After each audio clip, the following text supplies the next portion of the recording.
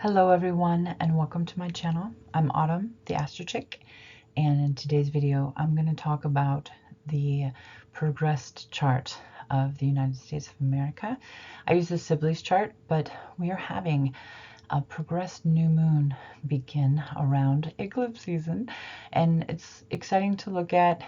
I'm curious. Let's check it out. Progressed charts are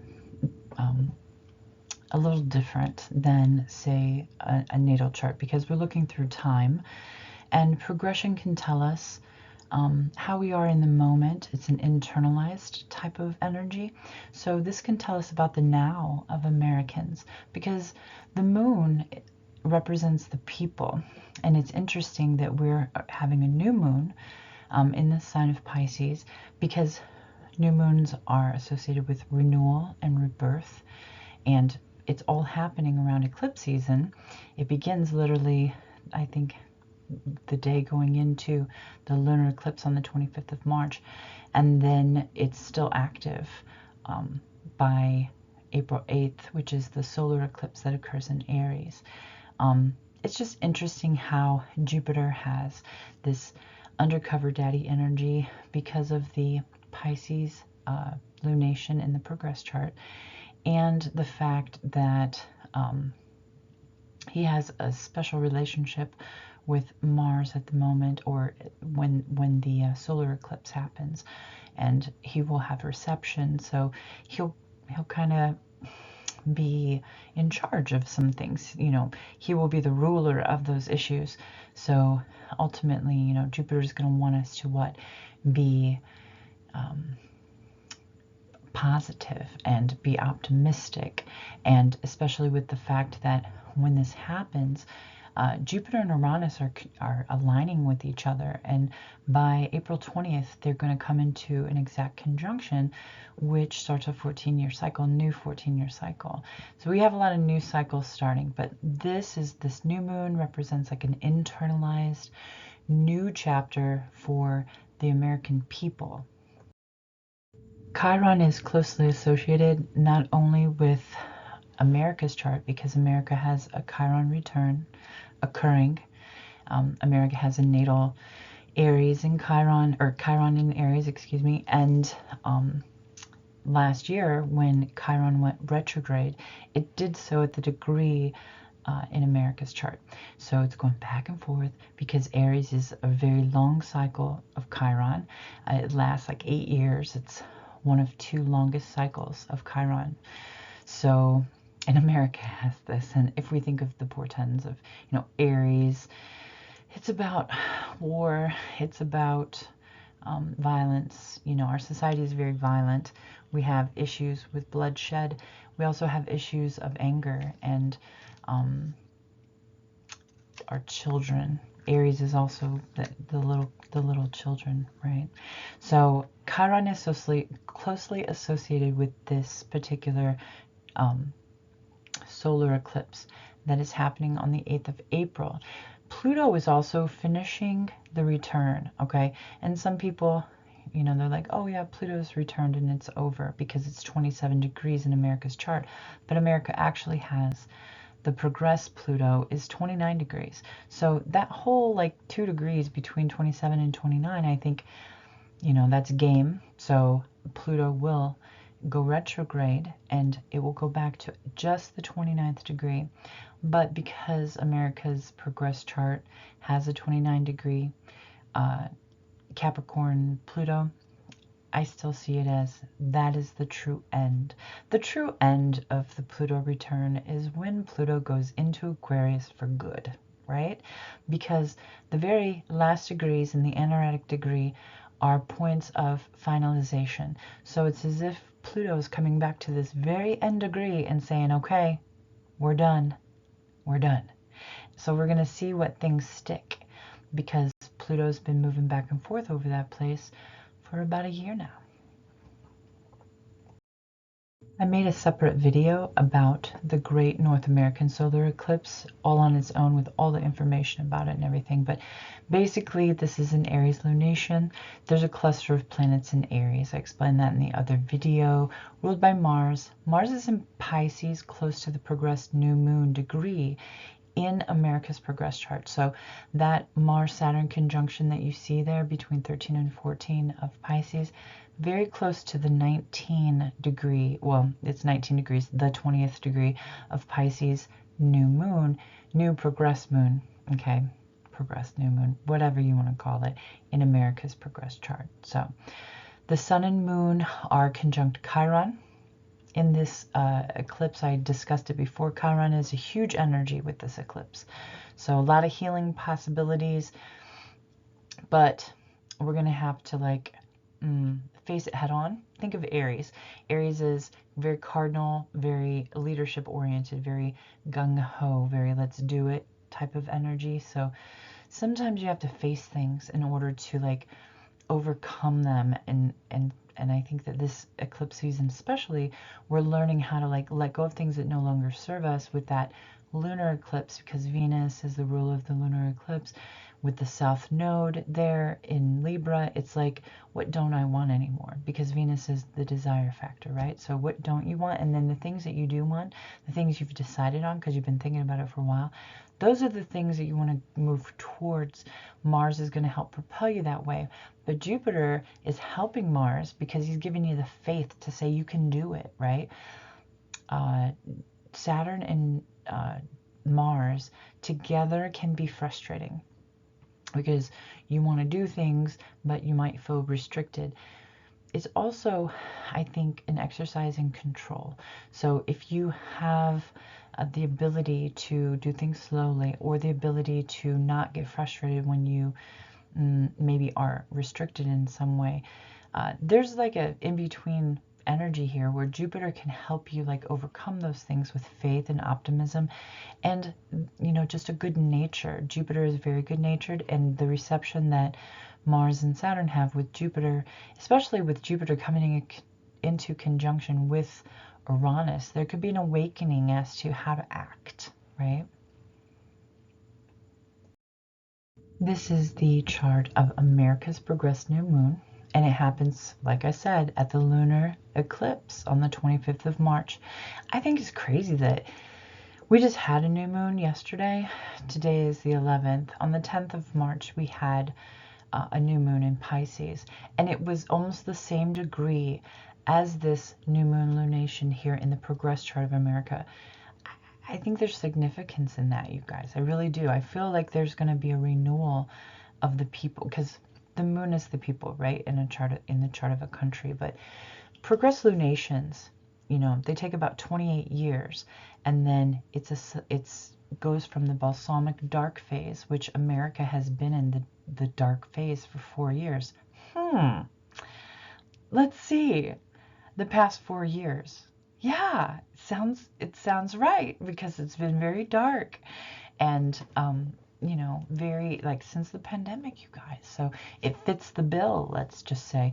So when we have this new moon occur in the sign of Pisces, there's a new hope that can spring from this well, you guys. And it's going to give us like the urge to like let go of petty shit and to, I don't know, be more positive, more faith-oriented. And that doesn't mean religion, folks. When I say faith-oriented, it's like believing in yourself, believing in other people, believing you can make the world a better place, not getting like mired down with the negative stuff that's going on in the world. Like, yeah, there's a lot of it being thrown at us, but we also can pick and choose what we watch, because television is dying, and we have the internet where we can go and we can like have a different perspective, right? Because the internet is so connective. And I see Pisces a lot of times is that connective type of energy, because even though it's water, we're in an age of air. So I would think that being in an age of air, and as we move closer to having more air placements, like Jupiter's going into Gemini, Uranus will go into Gemini in 25 and 26, and we just have a lot of, it's the age of air, right? Whether you want to call it the age of Aquarius or not is beside the point. It is an extremely connective type of energy, and I see the internet working in ways that we possibly didn't think to use, like all of our technologies. We have so much technology that we can use for the betterment of humanity. And I think that our focus will shift because the generations are shifting as well. So the people are being reborn through the generations. Gotta have one last final goodbye to Pluto's return for America. It's been real, okay? So Pluto, thanks a lot for all the lessons. See you later, alligator, right? Let's hope that these societal changes that are occurring, they give us, more room to evolve in our minds, and so that people will have I don't know, grow a mindset that allows possibilities. Even though Aquarius is, it's a positive air sign, the connective quality, communicative quality of Aquarius tells us that, hopefully the generations will be able to clearly assess situations, and as the boomers kind of phase out and the millennials, take their seat of power, which according to some writers, they're the hero generation, right? So what are they going to do? I think they're going to change a lot of things, and I think we have a lot of things to look forward to. And we're not going to say goodbye to the corporeal, capitalistic, consumeristic type of world we live in, but it is going to change over time. Like, it is finished now, and we're going to move on to a different way of being. Many cycles end and begin in the past since 2020. So we're in this true time of the in-between. Like, I call it a bridge sometimes. We're on a bridge to the future, and we're looking behind us, and we know that that time is past, before COVID is over. In 2020, we had so much going on. We had 6 eclipses that year. We had endings and beginnings of great outer planetary cycles. Okay, and I have a list of them in a minute. But this time right now, coming into Jupiter in conjunction to Uranus, we're in eclipse season. America has a progressed new moon cycle. This is a time of change. And if people do not go with the flow this year, it's going to be harder for you in 25 and 26. Because in 25 and 26, like, as we start to, the trajectory is going a certain way, guys. And so people can get left behind in life if they don't kind of roll with the changes. Be immutable this year. Saturn is learning that lesson in the sign of Pisces. He's not comfortable there, but Jupiter is going to help him in certain ways, and especially with perhaps an epiphany of some kind, because when Jupiter comes into conjunction with Uranus, that will affect Saturn, because Saturn is in the sign of Jupiter. So I just think that people will be inspired to start fresh ways of life, to change things that we know are not good for us and not good for society. We have to also look towards the archetype of Pisces with compassion and emotional connection with others. Here's a list of the cycles that are ending and beginning. I mean, it's wild, you guys. Since 2020, I told you, 2020 was a crazy year, and we all know it. Like, you don't have to be an astrologer to know that 2020 was like it, right? But we had Saturn and Pluto begin a new cycle, Jupiter and Pluto, Jupiter and Saturn. Jupiter and Saturn, that is the great conjunction of the winter solstice of 2020. And that was a societal change, because that conjunction comes together every 20 years, right? Societal. But for the past 200 years, it's been coming together in earth signs. And in 1980, there was a little aberration, and it happened when they came together. It happened in Libra. And this was like a clue to the future. It's like, okay, get ready. And I think millennials, like 1980, you guys, I think that's like younger Gen X, older millennial, right? I think that They are bridges, okay? And I do see millennials as important generation, because they're going to be the integrators of the new future, but in a way that will help people from the past kind of move into the future, you know. And I hate to say that's their job because they got screwed socially. But look, you guys get to be the heroes. So I would be happy about that. Now, there's a few on this list that are coming up. They haven't occurred yet. So all that 2022 happened. Venus's star point, which Venus has the 5-pointed star on an 8-year cycle. So every 18 months, is it 9 months? I have to look at my studies. I'm so sorry. I can't believe it's late. That's my excuse. I'm having baby brain right now. But she did start a new star point. So it had been in Scorpio for like 100 years. I think it's 100 years. And now it is turned to Libra. So now we're in a new star point of Libra. It'll go back to Scorpio one more time, but then it'll be in Libra for 100 years. So that is another air cycle that is beginning, okay? And then Saturn and Neptune, they begin a new cycle at the world axis, you know, it's the world access point. It's crazy. It's like 0 Aries, freshest of the freshest, okay? It's like chilled like a cucumber. This is like the baby being ready to be born right here.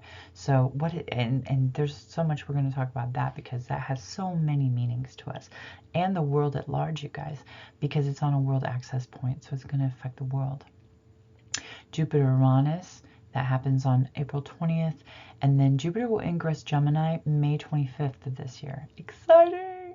I'm a Gemini, so I'm looking forward to it. I want to be inspired. I want to do a whole bunch of different things. I want to expand my consciousness and my curiosity and all that, and I think that this channel can help me do that. And then Uranus goes into Gemini as well, in both 25 and 26 for good, or well, not for good, but for the 7-year cycle. And then we have the progressed new moon phase, which is on the lunar eclipse of this year. Taurus is a very important sign because it is the temple of the goddess, and Uranus has been there for, you know, a while, and there have been seeds planted in Taurus where Uranus is, because the node also, you know, the north node moved through there last year, year before, and the nodes are on like a 1.5-year cycle. So the nodes are in Aries and Libra now, but a year and a half ago, they were in Taurus and Scorpio. So when the north node came to Uranus, because Uranus is very awakening, it's a deep, it's a very deep resonating type of energy. Think of lightning, right? You see the crash of lightning and you can see everything for just a moment, and then it goes dark again. It's like, and also you're sparked to awareness. You're like, oh man, that was a big bolt of lightning, right? And so it has an awakening quality to it. So when the north node came up to Uranus, so did Mars, and there was like this Mars conjunct Uranus with the node there situation, and that planted a seed, because the ruler of all of that energy was obviously Venus, because Venus rules the temple of the goddess, and she was on the fixed star Sirius. Sirius is Merica's star. That is our second sun, so it's very possible that this also has a connotation to America and the renewal of America and the renewal and the way forward, the new cycles that are beginning, and how this energy can propel us into a growth phase where we're actually growing the things that we want to. You know, we could do that with our food. We could do that with the necessities of life, because Taurus is earthy, and it's also about comforts and needs. It's about security, right, and having. So I think people will, you know, radically change how they eat, what foods they make. A lot of people will want to be making gardens and turn away from chemicals. And I don't know, I just see a lot of people being more conscious about consumption. I think that's a big thing. But I also think that there's a lot of necessities in America that people aren't getting, like housing and food. And there are many people in need Even the people who have money don't have money because they're paying all the bills and inflation is crazy. So Jupiter is still messing with the inflation that we're dealing with. But once it gets into Gemini, hopefully it'll ease up a little. Let's try. But it's all very interesting because all these seeds are being planted in Taurus, and Taurus is the most fecundant of all signs. So therefore something is going to, something's going to grow from this energy. Thanks for watching. I appreciate it. Please like and subscribe, and I'm going to try to make some more interesting videos soon. So I'll talk to you later. Bye.